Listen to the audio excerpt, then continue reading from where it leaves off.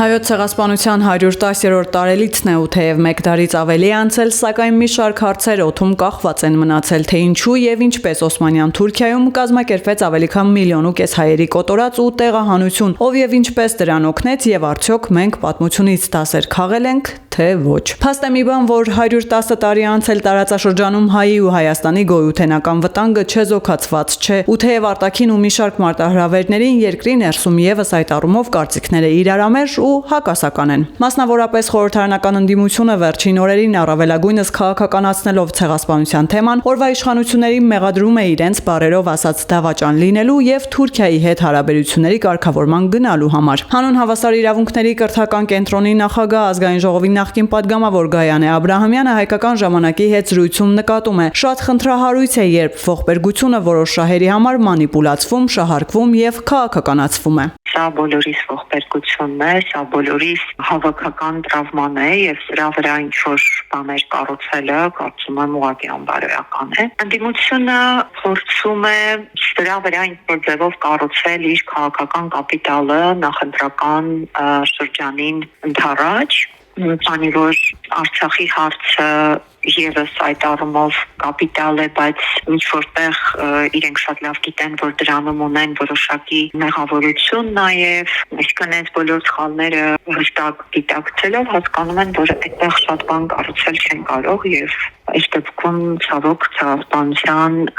հարցն է, որ դառնում է հիմնական կապիտալը, որի վրա փորձում են կառուցել։ Ըստ Աբրահամյանի ցեղասպանությունը մոռանալու, ուրանալու մասին խոսակցությունները անհեթեթ են, միաժամանակ ոչ մի լավ տեղ չեն տանում։ Ակնհայտ է, որ այս խոսակցությունները գեներացվում են շատ այդպես քաղաքական շահարկման տեսանկյունից եւ սա խնդիր է, որովհետեւ սրանից ոչ մեկս չենք շահելու, անգամ ընդդիմությունը չի շահելու, որևէ մեկը չի շահելու, բայց դուժելու է պետությունը, հետեւաբար նաեւ դուժելու ենք բոլորս։ Նախկին պատգամավորը նկատում է, ուրացում չի կարող լինել, որովհետեւ սա յուրաքանչյուր հայի ցավն է, անգամ գենետիկ մակարդակում այն մոռանալ հնարավոր չէ, սակայն նաեւ պետք է հաղթահարել ու վերապրել։ Ուրացում ուղղակի չի կարող լինել անգամ, որովհետև նույն հաջողությամբ նույն կարող ենք ասել ժամանակին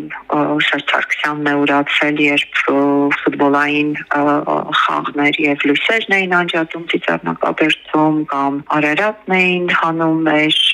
ֆուտբոլի հավաքականի շապիկներից եւ այլ, այսինքն նույն կերպ կամ երբ սկսվել էր ֆուտբոլային դիվանագիտության եւ հայ-թուրքական հարաբերությունների նորմալիզացման process-ը, եթե այդպես է, ուրեմն կարող ենք ասել դա էլ է ուրացում եղել, միշտեր դրանք բոլորը պետություն հարաբերությունների որոշակի նորմալացման, Հայաստանի պետական շահի սպասարկման տեսանկյունից խիստ ռացիոնալ եւ ադեկվատ քայլեր են եւ դրանք ուրացում չեն եւ մեր այս տարերեղ մոտեցումը պիտի վերանայենք, որովհետեւ հասկանում ենք, որ մենք որպես պետություն իրավունք չունենք զուտ միայն էմոցիոնալ դաշտը այսպես շահարկելով առաջ գնալ, ուղղակի չենք կարող։ Պիտի շռայլություն նաև մեզ թույլ տալ, ուղղակի չենք կարող, որովհետև դա շատ վտանգավոր է։ Գայանե Աբրահամյանն ընդգծում է նույն դաշնակցությունը, որն այսօր մեղադրում է օրվա իշխանությանը, դեռևս ամենաթարմ ժամանակ, երբ նոր էր ցեղասպանությունը տեղի ունեցել, գիտակցում էր, որ պիտի գնալ եւ խոսել Թուրքիայի հետ։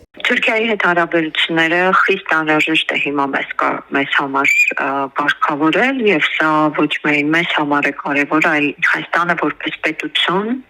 այս տարածաշրջանում գործունակ պետություն, որը կարողանում է նաև որոշակիորեն, այսպես ասած, խաչմերուկ դառնալ մնացյալ պետությունների համար, ինչը նաև մեր տնտեսությանն է նպաստելու եւ որպես պետություն մեր ընդհանրապես գոյությունն է ապահովելու, այս առումով Թուրքիայի հետ մենք դատապարտված ենք ուղղակի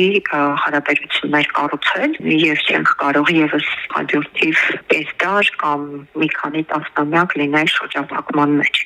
Ստեղծվել է հնարավորությունը պատմական, որ մենք կարող ենք գործել ինչ-որ գործողության գնալ։ Եվ սա գիտակցել են ոչ միայն գիտակցում են ոչ միայն այսօրվա իշխանությունները, գիտակցել են նախկին բոլոր իշխանությունները, այդ թվում Քոչարյանը, այդ թվում Սերժ Սարգսյանը, որը նախաձեռնեց նաև 2009-ից ֆուտբոլային դիվանագիտությունը, այդ թվում նաև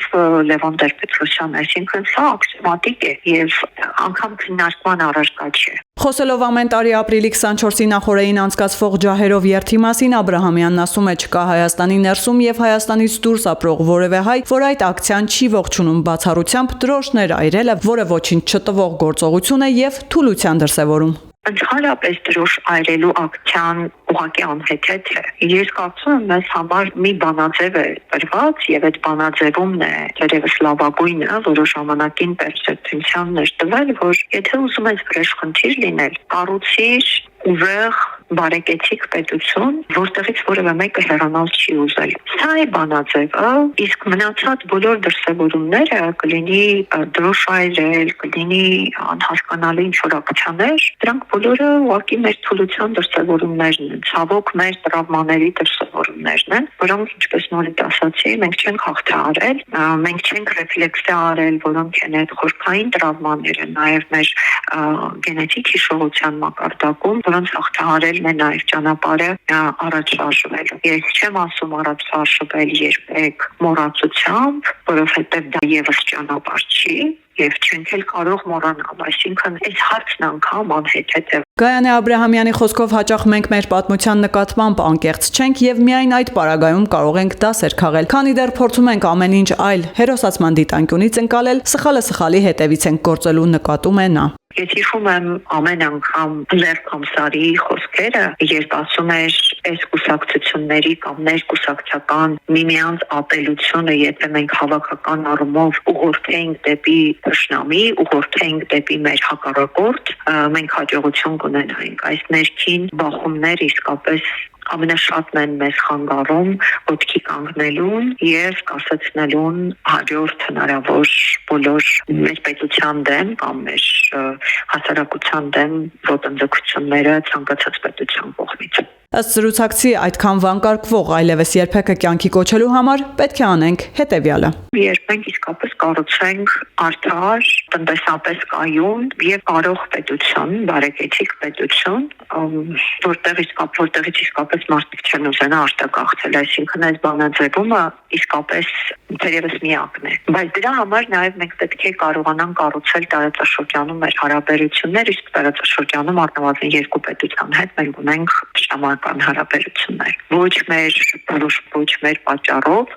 բայց եթե մենք ուզում ենք շարունակել այս տարածաշրջանում որպես պետություն գոյատևել, մենք դատապարտված ենք այդ հարաբերությունները կառուցել։ Սա է թերևս այն հիմնական ակցիոման անգնեցնելու եւ որևէ կերպ կասեցնելու այլևս կամ սահմանելու այլևս երբեկի ճանապարհը։ Աբրահամյանի համոզմամբ ընդդիմությունը պիտի փոխի իր մոտեցումները եւ այս թեմաները չմանիպուլացնի, որովհետեւ մարդիկ էմոցիոնալ առումով սպառված են եւ չի կարելի այսքան շահարկել մարդկանց զգայական ամենանուրբ կետերը։